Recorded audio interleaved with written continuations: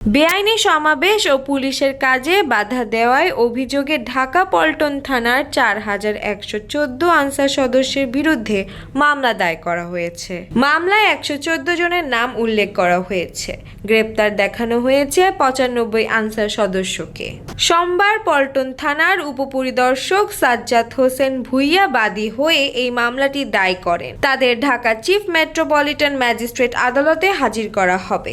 এই তথ্য নিশ্চিত করেছে ঢাকা মেট্রোপলিটন পুলিশের পল্টন থানার ভারপ্রাপ্ত কর্মকর্তা মোল্লা মোহাম্মদ খালেদ হোসেন। তিনি বলেন, 114 জনের নাম উল্লেখ সহ আরো 4000 আনসার আসামি করে মামলা দায়ের করা হয়েছে।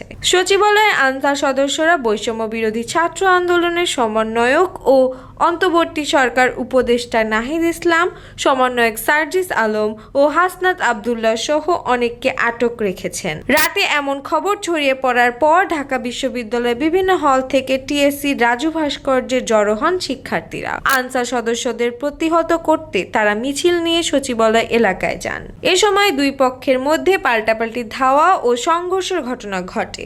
এ সময় বৈষম্য বিরোধী ছাত্র আন্দোলনের অন্যতম সমন্বয়ক হাসনাত আবদুল্লাহ সহ অন্তত 40 শিক্ষার্থী আহত হন। এছাড়া কয়েকজন আনসার সদস্য আহত হন।